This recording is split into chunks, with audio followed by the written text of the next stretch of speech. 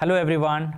So in this video, let's talk about the carbohydrate relationship between carbohydrate and IBS or SIBO. Okay, so we know that a lot of people with IBS will have intolerance towards carbohydrate digestion, and also like whenever they take carbohydrate, they feel like literally bloated, and they get severe abdominal spasms and pain. So what is the relationship between carbohydrate and SIBO? So when it comes to carbohydrate, there are three different types of carbohydrate we talk about. One is a simple sugar, which are nothing but glucose, fructose, and also galactose. Then there is the disaccharides, which are actually just combination of two different simple sugars. In other words, like the simple table sugar is basically a combination of glucose and fructose. And then lactose, which is the milk sugar, is primarily a combined product of glucose and galactose. Then yet there is another classification which is called as a complex carbohydrate, which are nothing but starch and cellulose. Okay, so these are the three different types of carbohydrate. Now, what happens in SIBO? The small intestinal bacterial overgrowth creates tremendous inflammation in your small intestine, which can disrupt the mucous membrane in your small intestine, and that can also create a lot of dysbiosis, resulting in something called as an abnormal permeability, which is also called as a leaky gut syndrome, because it can actually just cause disruption in the cells of your mucous membrane.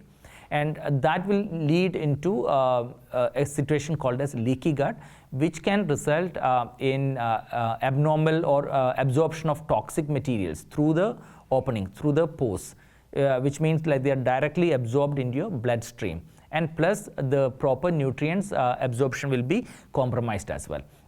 So when it comes to carbohydrate metabolism and digestion, there are three different phases. The first one, when you're taking a starchy food, the digestion is called as a luminous phase digestion, which happens within the mucous membrane. Okay, so these are absorbed by the villi-like structures. There are finger-like structures within the mucous membrane.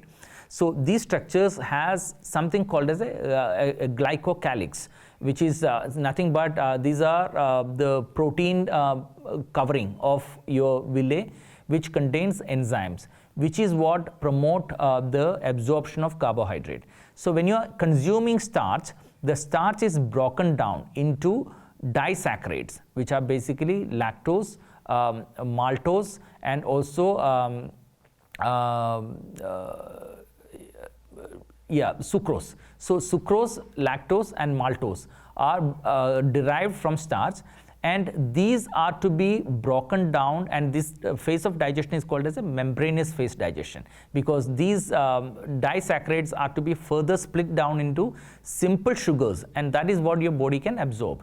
And this breaking down happens at the membrane level by the presence of these enzymes which are present in the glycocalyx covering. And in SIBO, in IBS, what happens is there is breakdown of this glycocalyx, which means the membranous phase of digestion of carbohydrate is totally not happening. And that is one of the reasons they get a lot of intolerance towards carbohydrates when they consume, because the breaking down of carbohydrate doesn't happen, and also the metabolism of carbohydrate doesn't happen at the level of the mucous membrane.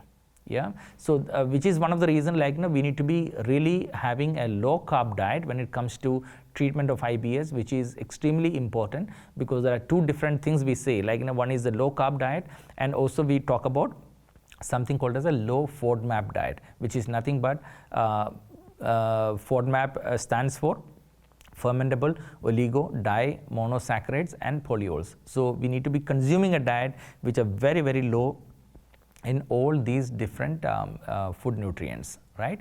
So this is actually the basics of treating IBS by avoiding carbohydrate. Thank you for watching.